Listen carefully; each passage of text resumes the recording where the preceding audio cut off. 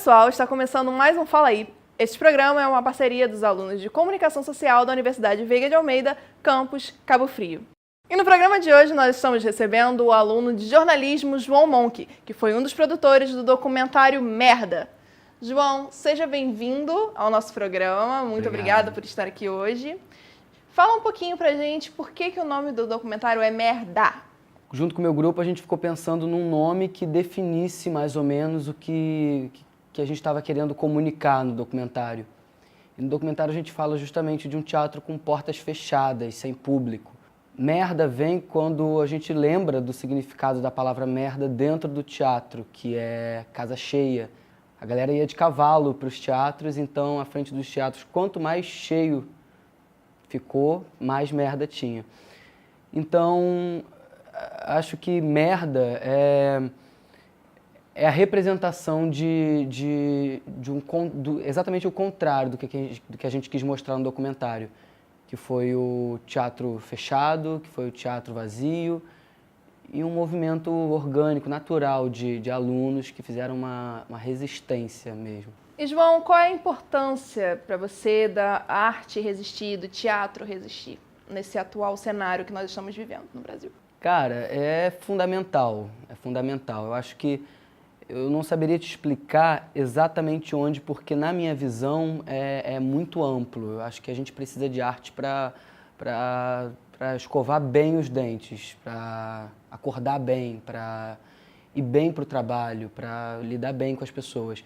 Eu acho que a arte, ela é aquilo que te deixa disposto a enfrentar o mundo, que te deixa alerta, atento, te traz uma sensibilidade de realidade, sabe? Então, acho que qualquer coisa que a gente for fazer na vida, se não tiver um investimento pessoal virado para as questões artísticas, para as questões sensíveis da vida, eu acho que a gente se perde e acontece mais ou menos o que está acontecendo hoje com o Brasil. Uma galera muito perdida, uma galera que não sabe suas referências, não sabe de onde veio, o que aconteceu. Isso é falta da arte também, isso é falta de uma expressão livre, de um pensamento voltado para práticas culturais, para promover a cultura, para viver a cultura. Por isso que eu acho que a gente está se perdendo por tirar a prioridade do que sempre deveria ter tido prioridade, que é a cultura, a arte. E por que vocês resolveram abordar esse assunto da resistência do teatro? Foi muito engraçado a escolha do tema, assim. Existia já o grupo que ia falar sobre arte e, se eu não me engano, se eu estou bem lembrado, na época não sabia direito o que ia falar. E eu propondo uma parada que ninguém tinha comprado o jogo e no meu grupo tinha eu e mais outra menina. Eu sabendo que eles estavam falando sobre arte e etc., a Maíra, que já fazia curso de teatro comigo nesse mesmo lugar, ela não queria deixar eu entrar no grupo, ela não queria de jeito nenhum. E tá cheio. Não, eu converso com o Daniel e desenrolo. Até que eu consegui entrar. Acabou que eu e a Maíra, a gente meio que encabeçou esse projeto. A gente dependeu de uma galera, foi todo mundo muito útil, mas eu e a Maíra, a gente acabou segurando no peito essa responsabilidade, que no começo eu não achava que seria uma responsabilidade tão grande. Eu não achava que seria tão complexo fazer um documentário sobre um assunto que eu estava doido para fazer. E aí rola confusão dentro do próprio tema, o próprio tema se colide, as pessoas envolvidas se colidem, as pessoas do grupo, trabalho de grupo, se colidem também. Ter ele completo, ter ele pronto foi uma vitória, sabe? A escolha do tema foi uma vitória, a escolha da galera do grupo foi uma vitória, o documentário pronto, fazer cada cena, cada filmagem e cada roteiro, a gente foi muito vitorioso nesse documentário porque nos custou muito trabalho, sabe? E cada trabalho valeu muito a pena. Eu acho que a gente conseguiu chegar na linguagem que a gente queria. E você diria que o seu documentário tem uma linguagem mais cultural ou mais política? A linguagem do documentário, ela engana. O documentário em si, para quem não presta muito bem atenção no que está assistindo, engana. Parece que está falando de arte, parece que a gente está falando das coisas voltadas à sensibilidade, ao intocável, à construção de criatividade, mas não, a gente está falando de um tema muito político. A gente está falando de gestão, a gente está falando de administração da cidade de Cabo Frio. Cabo Frio passa por uma crise política e econômica muito forte. Isso divide não só a classe artística, como toda a cidade. O que a gente vê hoje no cenário político era mais ou menos dentro do teatro de Cabo Frio. Uns professores concordavam com tal prefeito, outros não concordavam, e isso trazia um clima muito... que para a gente que estava estudando comunicação era claramente uma pauta, era claramente um tema que a gente precisava abordar. A ideia de fazer um Merdá voltado para a política é uma percepção muito óbvia do que estava acontecendo dentro de um curso que a gente já fazia.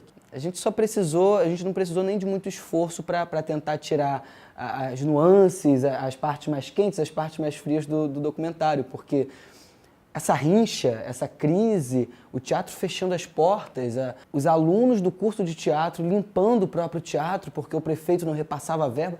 Então, quando a gente fala sobre arte no Merdá, não é sobre a sensibilidade, é sobre administração, é sobre política. A gente está falando de um governo que administrou mal a cidade, a gente está dedurando esse governo, que administrou mal a cidade de Cabo Frio e consequentemente, isso caiu no teatro. E o teatro sofreu muito na época. Não falar daquilo naquela época seria um pecado. Como foi essa experiência de vocês fazerem um documentário? Quais foram as maiores dificuldades que vocês tiveram? As dificuldades... a experiência foi muito boa. Hoje, na faculdade, às vezes eu preciso de agitar alguma coisa ou ser mais prático numa coisa. Eu lembro da gente fazendo Merdá. E os métodos que a gente usou para tentar ser mais objetivo, para tentar ser mais claro, na linguagem, entre a comunicação do grupo, escrevendo roteiro. Então, a gente estava muito inexperiente ainda, a gente tinha acabado de entrar na faculdade. O Merdá me serviu como uma aula intensiva de como aprender na marra, porque muita coisa a gente aprendeu na marra. Então, a experiência foi boa. As dificuldades foram melhores ainda, porque a gente não precisava de muito esforço para ter um material muito ácido. A gente estava falando de política numa época que tinha uma Cabo Frio dividida, um teatro municipal dividido. Rolou, por exemplo, da gente entrevistar, a gente ter dois personagens para entrevistar. No meio da entrevista, enquanto um estava no palco dando a entrevista, o outro esperando para ser entrevistado, pelo que um falou, rola uma briga e a câmera ligada e os dois discutindo até que o outro sai do teatro batendo a porta e falando, gritando. Eles pedem até um tempo para as câmeras sobem pro foyer, começam a discutir e a gente ouvindo tudo, uma torta de climão incrível e a gente não sabendo como lidar com aquilo. No final deu tudo certo. A gente perdeu um personagem, que foi o cara que saiu batendo a porta, mas a gente conseguiu, com um outro personagem, de uma outra maneira, uma leitura mais pacífica, vamos dizer assim. O documentário trata sobre descaso, o documentário trata sobre falta de importância, sabe? A arte, a cultura. E tinha uma galera que concordava com a cidade naquele estado, com o teatro naquele estado. Tinha uma galera que não concordava. Isso a gente pode usar para todos os vieses que a gente aborda hoje. Mas na época isso foi muito difícil da gente lidar porque a gente não tinha experiência, não tinha jogo de cintura para aquela situação. Era novo para a gente como estudante de comunicação e era novo para a gente como gente lidar com a discussão a câmeras ligadas. Na edição isso foi mais sensível ainda, a gente precisou peneirar bastante o que a gente ia pôr, mas sempre num clima de pacificação, que é isso que a arte propõe, né? João, então pra gente finalizar, dá uma dica para os novos alunos que farão documentários daqui pra frente. Não abordem política, pelo amor de Deus, porque é muito delicado falar de política Se vocês estiverem assistindo isso em 2018, piorou, não abordem política mesmo. Cuidado com os personagens, delicadeza ao tratar as pessoas que você vai. Estejam preparados nas perguntas para as entrevistas, façam bem um roteiro, não cheguem na ilha de edição sem nada muito mais ou menos pré-editado. São dicas básicas da comunicação, tratar o outro bem e organização. Eu acho que a gente aprendeu um pouco na marra, isso mais ou menos. Mas eu acho o mais interessante, Natália, é que o Merdá ele abordou uma questão tão complicada na época de uma maneira sutil. Eu acho que o legal da comunicação, do audiovisual, é a gente saber falar de várias formas a mesma coisa, sabe? Então a dica que eu dou é essa, treinem essa forma de falar de várias formas a mesma coisa. O recorte é essencial. João, muito obrigado por ter aceitado o nosso convite, por ter vindo aqui hoje esclarecer pra gente como é que foi esse processo que vocês tiveram fazendo Merdá. Nada, eu que agradeço. E o Fala Aí de hoje já está terminando, mas se você quiser rever este e outros programas, é só acessar o canal da Agência Experimental de Comunicação da UVA Cabo Frio. A vocês que estão em casa, muito obrigada pela participação e assistam agora ao documentário Merdá. Tchau e até a próxima. Tchau.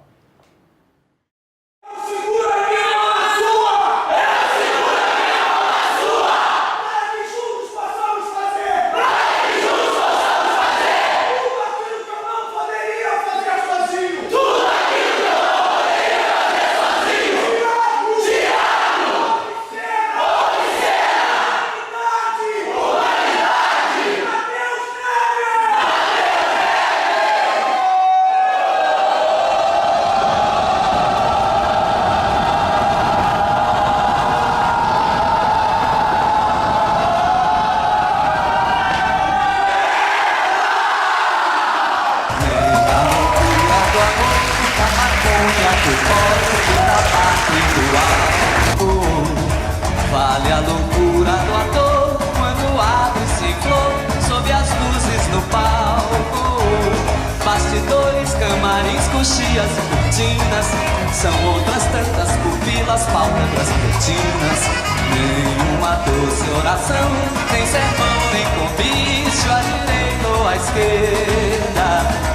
Fala mais ao coração do que a voz de um colega que sussurra aperta. Noite de estreia, tensão, medo, deslumbramento, feitiço, magia. Tudo é uma grande explosão, mas parece que não, quando é o segundo dia. Já se disse, não foi uma vez, nem três, nem quatro. Não há gente como a gente de teatro. Gente que sabe fazer a beleza vencer, pra além de toda perda. Gente que pôde inverter para sempre o sentido da palavra merda. Merda, merda pra você, desejo merda. Merda pra você também, diga merda e tudo bem. Merda toda noite, sempre amém.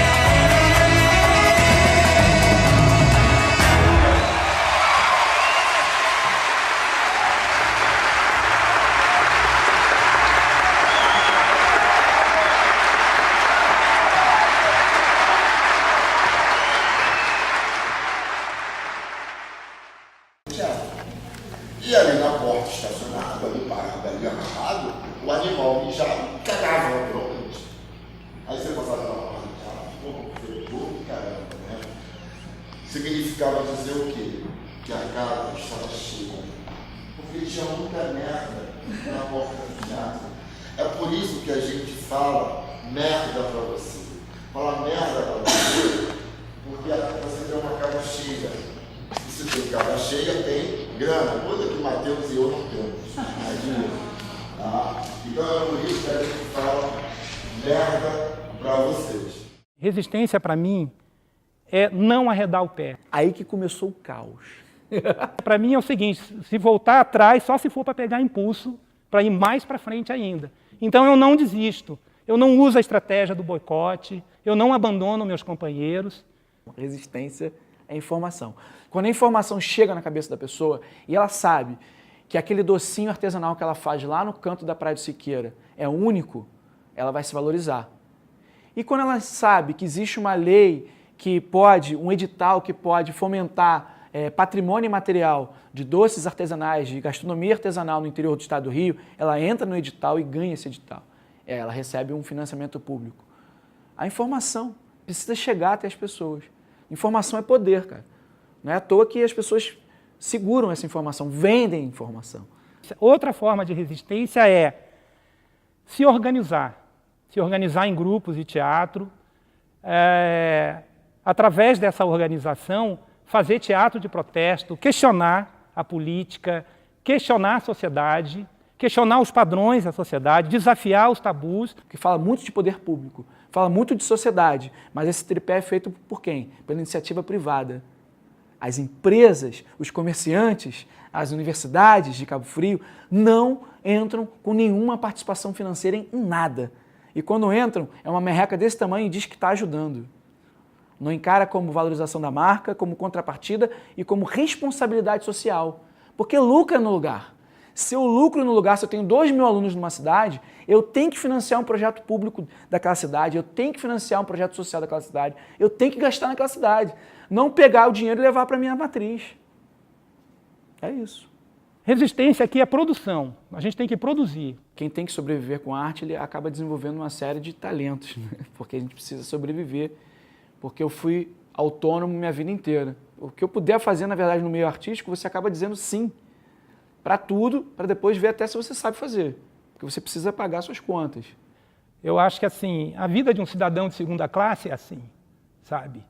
Você recebe, às vezes você não recebe, mas você tem um ideal, você tem um objetivo, você tem uma razão para viver. Numa cidade de interior, você conhece as pessoas. Então, Joãozinho gosta do seu quadro, Mariazinha adora seu desenho, ele bate na sua porta às vezes e fala, eu quero um desenho para o convite da minha filha. Numa cidade grande, isso é muito mais difícil. Fora do seu país, isso é muito mais difícil. Ah, mas a Europa tem um desenvolvimento XYZ e tarará. Cara, lá você ganha em euro, mas você gasta em euro. Eu tenho algumas coisas legais, assim, por exemplo, o cara viu todo o movimento do Oficena na internet e falou, pô, o que é isso? Eu falei, não, isso é um trabalho que nós fazemos, é um trabalho de resistência e tal. E ele passou, aí ele falou assim para mim, é até emocionante, assim, eu não posso revelar. Aí ele falou para mim, pô, que lindo o seu trabalho, o que eu posso fazer para ajudar? Aí eu falei para ele, olha, eu estou sem salário e tal. E ele passou a me pagar um salário, ele me pagou um salário mínimo durante 6 meses. Então eu chegava aqui sorrindo, fazendo o meu trabalho, né, sem receber meu pagamento, mas eu estava recebendo uma ajuda de custo desse cara. Você tem que dizer sim, mais sim do que não. Você tem que aprender o que o lugar diz para você. Porque a vida é uma via de mão dupla. Né? Eu não posso chegar, não, eu só trabalho de 7 às 18. Pô, o cara marcou 9, você perdeu um trabalho. Tá? Se você tem alguém te bancando, tudo bem, você tem esse direito. Agora, se você está correndo atrás, e se você tem um ideal de propagar aquilo que você pensa, a sua arte, você topa meia-noite, você topa às 5 da manhã. Eu sou negro, sou ex-favelado, tenho diastema, eu estou sempre rindo quando falo, mas às vezes eu estou puto. E eu tenho uma profissão que não me remunera. Então, assim, o que eu faço? Eu passo o chapéu e eu tenho também pessoas que me ajudam. E aí você pensa bem, não existe estabilidade. O artista não tem um sindicato dos artistas plásticos que vai dizer, olha, cada quadro tem que ser vendido, porque é uma coisa subjetiva também. Entendeu? A arte e a cultura, quando a gente fala cultura envolvendo as manifestações artísticas como um todo, os saberes, ela é muito subjetiva. A gente às vezes confunde um pouco cultura com arte. O meio artístico é um meio específico de um fazer. Cultural é o conhecimento geral. A universidade é um meio cultural, o futebol é um meio cultural, os cantos, as brincadeiras, o trânsito, tudo é cultura humana. No meio artístico, o que a gente faz é a operação tartaruga. Por exemplo, a gente usa outras técnicas. A gente faz também, por exemplo, no Teatro de Cabo Frio, houve sim um movimento de resistência dos professores, mas de uma outra forma. Né? Não através da greve, através do protesto público. Nós tivemos o caso de uma artista aqui na cidade que fez um protesto público, que é a Thais Mureb, a quem inclusive eu parabenizo, né? Acho que ela teve uma atitude incrível de ir para a rua protestar. Mas, assim, esse tipo de manifestação não é comum na classe artística. Aí dizem assim, faça um concurso público que você vai alcançar a estabilidade. É o grande sonho das avós, né, que seus netos façam um concurso público. Aí você vive hoje uma situação política nacional onde as estatais estão sendo fechadas, as leis trabalhistas estão sendo reformuladas, e não para o bem. O grande vilão é o capitalismo. O mercado não sabe valorizar isso no sentido monetário, financeiro, mas isso em conhecimento humano é incomensurável. Então, é difícil sobreviver com tudo. Tem engenheiros que trabalham no comércio, tem taxistas que são médicos. O mocinho, eu acho que é a solidariedade, eu acho que é o amor, a coletividade. Nós criamos um grupo para fazer essa gestão, né? Secretaria de Cultura. Mas a gente entrou cheio de ideias. Aí entramos com várias pessoas, inclusive, para chamar. Chama aqui, chama ali. Aí a gestão começa a mostrar a sua cara. A gestão diz, olha, mas não dá.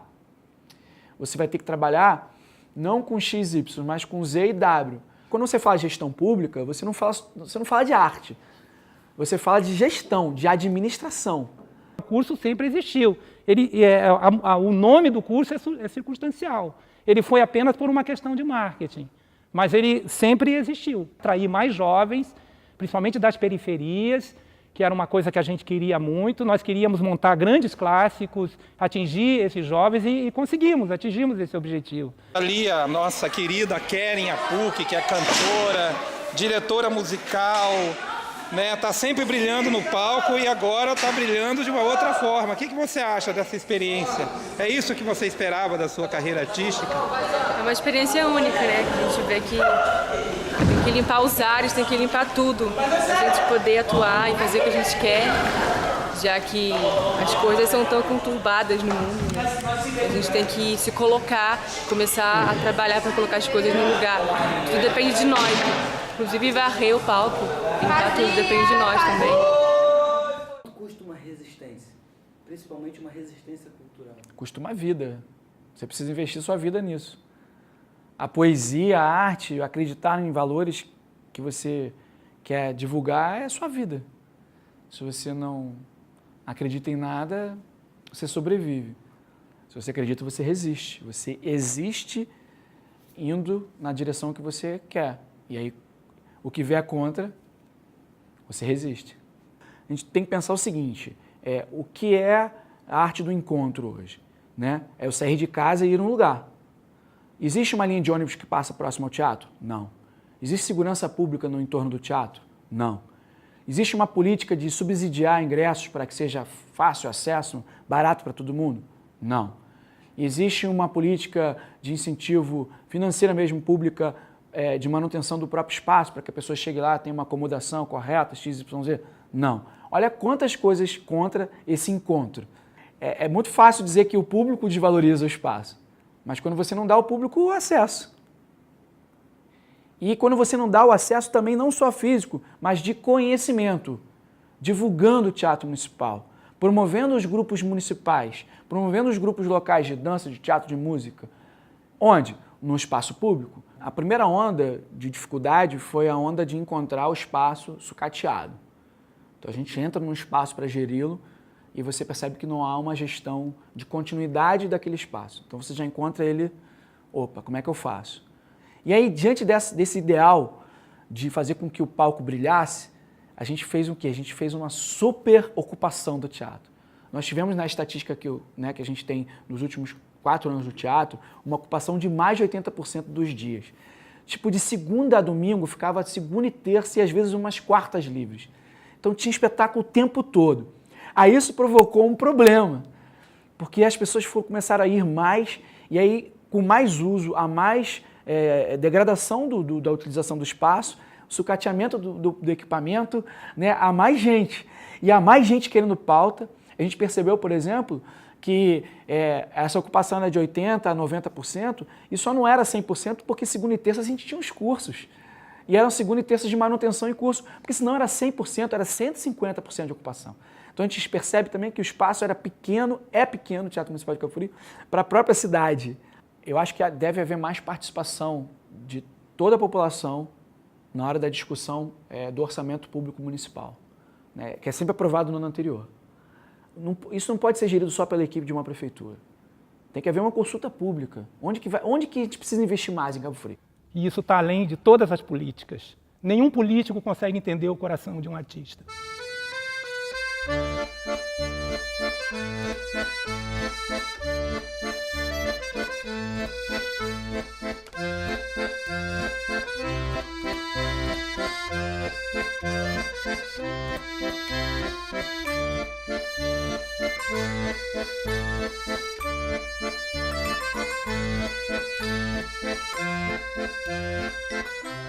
O FESC não é mais um festival de esquete, né? O FESC é um festival de arte. É um festival que reúne cenas, espetáculos de curta duração de teatro, né? Esquete. É basicamente isso. O FESC surgiu como um festival de esquete, mas desde o seu início sempre teve muitas outras vertentes artísticas no palco.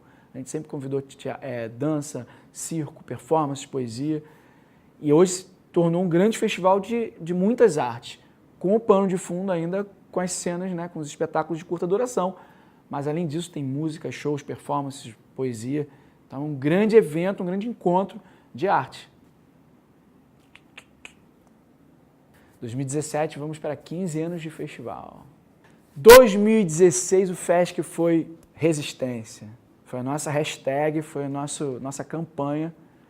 Ele não ia acontecer, a gente não tinha dinheiro, não tinha condições nenhuma. A gente fez com o coração e com a doação de muitas pessoas. Tudo que culminou no 14º FESC, né, toda essa resistência, esse cansaço, foi em conjunto com esse coração das pessoas que trabalham com arte, que acreditam naquilo. É um festival que tem uma tradição e tem uma história, não só na cidade, como no estado e no Brasil todo. Então, um ano sem dinheiro, um ano sem premiação, um ano sem recursos, vieram grupos do Brasil todo, trabalhando em equipe de altíssima qualidade, voluntários. Há um desgaste, há um custo muito grande disso tudo, financeiro, psicológico, emocional, mas há um ganho muito grande nisso tudo. Um ganho poético, um ganho da arte, um ganho do viver, do fazer. Porque a gente é na vida aquilo que a gente vive. Quem viveu o 14º FESC, viveu. Quem perdeu, vai escutar, vai se ouvir falar. Há patrocinadores, há empresas em Cabo Frio que já entendem o FESC como um investimento e como uma boa contrapartida para aquele trabalho que eles fazem e são parceiras. A gente não pode negar, essas pessoas são incríveis, são empresas muito bacanas, né? Só que existe também uma complementação disso que a gente necessita, porque há um custo muito alto, que é o poder público, municipal, estadual e federal. Né? Nós entramos com várias, todo ano a gente manda para vários editais, para leis de incentivo, para tudo. Nós já ganhamos no 8º FESC, nós ganhamos Miriam Muniz, Funarte. Mas esse ano, por exemplo, nós tivemos uma dureza total, porque inclusive esse ano nós não havíamos recebido ainda, né, o dinheiro de um processo de auxílio da prefeitura do ano passado. Então nós ainda devemos dinheiro do dinheiro do passado, entendeu? E tivemos que fazer esse ano, sem ainda pagar o ano passado e já começando a dever esse ano. Então tivemos que fazer camisas alternativas, né, com stencil, troféu de MDF. Entendeu? A camisa, por exemplo, a gente comprou no dia camisas pretas, eu fiz o stencil, né, e usei color jet, tinta acrílica, e fazendo na hora as camisas chegando e pintando, identificando. Todo mundo curtiu, ficaram lindas na foto. Inclusive teve uma coisa muito interessante que a premiação começando lá embaixo, a cerimônia, e eu terminando de fazer o troféu lá na sala, com a caneta poscazinha, fazendo os desenhos, personalizando. Cada troféu foi único, foi uma obra de arte personalizada. Cada um levou um objeto que com certeza é muito mais poético, importante e de mais peso do que se fosse padronizado, industrial. Nós somos guerreiros. Não, nós somos sobreviventes de um retrocesso. De um país que vive hoje sem o Ministério da Cultura, de uma cidade que vive hoje sem uma Secretaria de Cultura. Então, esse é o retrocesso, de uma Secretaria de Estado de Cultura que também está sendo sinalizada para acabar agora. Então, olha só, os governos e a população não grita nessa hora, não bate panela nessa hora. Mal sabendo que o cara que desenhou a panela é um artista. Então, ele bate no objeto artístico. Então não sabe nem no que bate, sacou? E quando ele bate, ele produz música. E por aí vai. No ano de 2016, a premiação do FESC não foi em nada. Foi troféu e certificado. Mas a maior premiação foi o FESC existir.